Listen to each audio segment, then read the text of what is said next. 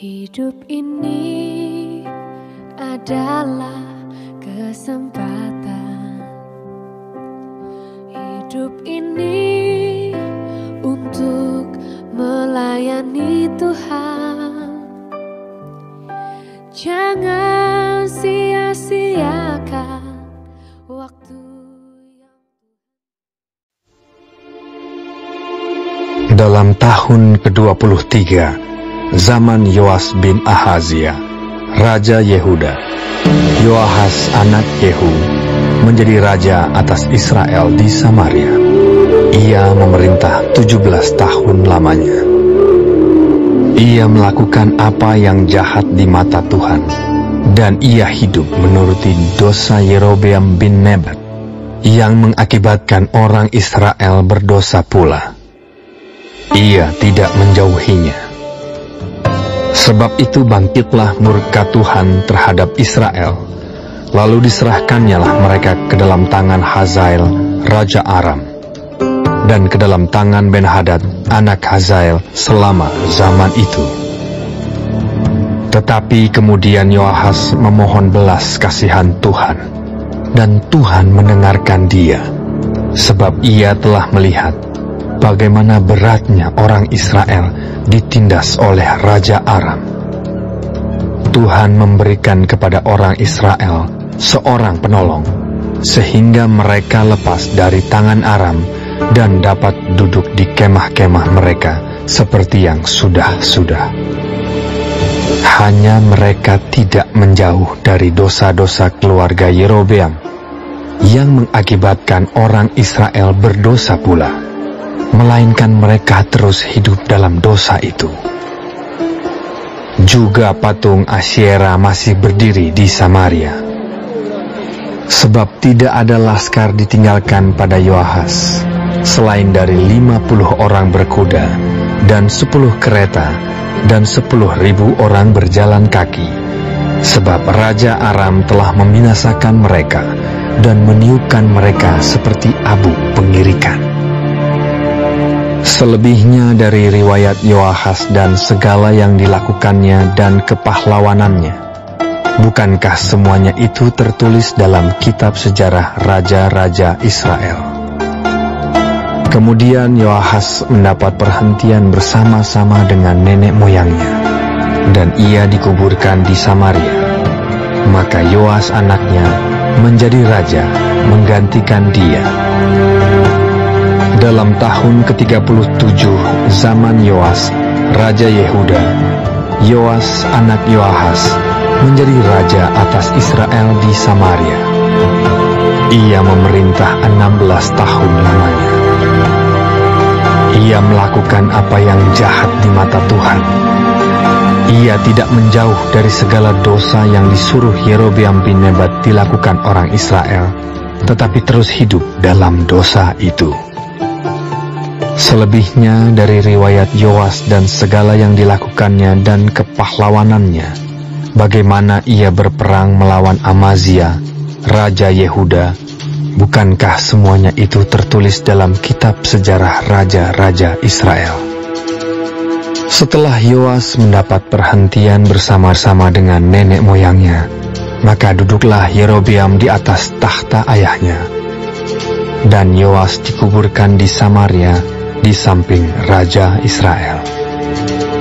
Ketika Elisa menderita sakit yang menyebabkan kematiannya, datanglah Yoas, Raja Israel, kepadanya dan menangis oleh karena dia. Katanya, Bapakku, Bapakku, kereta Israel dan orang-orang yang berkuda. Berkatalah Elisa kepadanya, ambillah busur dan anak-anak panah. Lalu diambillah busur dan anak-anak panah. Berkatalah ia kepada Raja Israel, tariklah busurmu.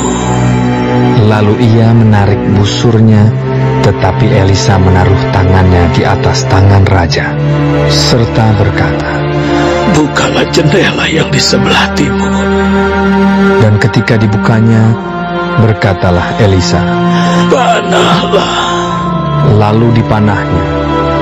Kemudian berkatalah Elisa, Itulah anak panah kemenangan daripada Tuhan. Anak panah kemenangan terhadap Aram. Engkau akan mengalahkan Aram di Afek sampai habis lenyap. Sesudah itu berkatalah ia, Ambillah anak-anak panah itu. lalu diambilnya.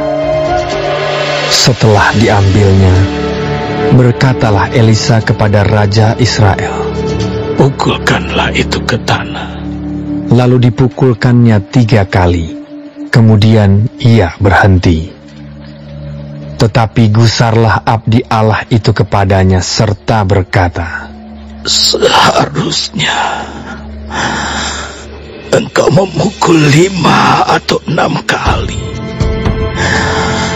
Dengan berbuat demikian, engkau akan memukul Aram sampai habis lenyap. Tetapi sekarang hanya 3 kali saja engkau akan memukul Aram. Sesudah itu matilah Elisa, lalu ia dikuburkan. Adapun gerombolan Moab sering memasuki negeri itu pada pergantian tahun. Pada suatu kali orang sedang menguburkan mayat.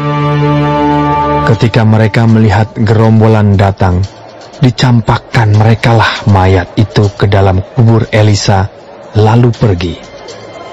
Dan demi mayat itu kena kepada tulang-tulang Elisa, maka hiduplah ia kembali dan bangun berdiri. Hazael Raja Aram menindas orang Israel sepanjang umur Yoahas. Tetapi Tuhan mengasihani serta menyayangi mereka, dan ia berpaling kepada mereka oleh karena perjanjiannya dengan Abraham, Ishak, dan Yakub. Jadi ia tidak mau memusnahkan mereka, dan dulu membuang mereka pada waktu itu dari hadapannya. Kemudian matilah Hazael, Raja Aram, maka Ben-Hadad anaknya menjadi raja menggantikan dia. Yoas bin Yoahas merebut kembali dari tangan Ben-Hadad bin Hazael kota-kota yang dalam peperangan direbut Ben-Hadad dari tangan Yoahas ayah Yoas. 3 kali Yoas mengalahkan dia dan mendapat kembali kota-kota Israel. Baik, sebelum mengakhiri firman Tuhan hari ini, kita sama-sama berdoa. Bapa kami yang di surga, dikuduskanlah nama-Mu.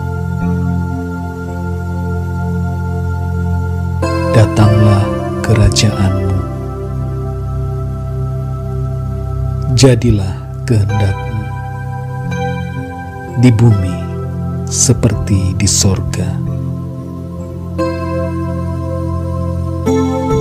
Berikanlah kami pada hari ini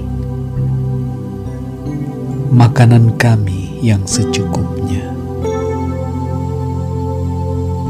dan ampunilah kami akan kesalahan kami, seperti kami juga mengampuni orang yang bersalah kepada kami. Dan janganlah membawa kami ke dalam pencobaan, tetapi lepaskanlah kami daripada yang jahat, karena Engkaulah yang empunya kerajaan dan kuasa dan kemuliaan sampai selama-lamanya. Amin. Terima kasih pemirsa telah mendengarkan firman Tuhan hari ini. Sampai ketemu besok hari. Terima kasih.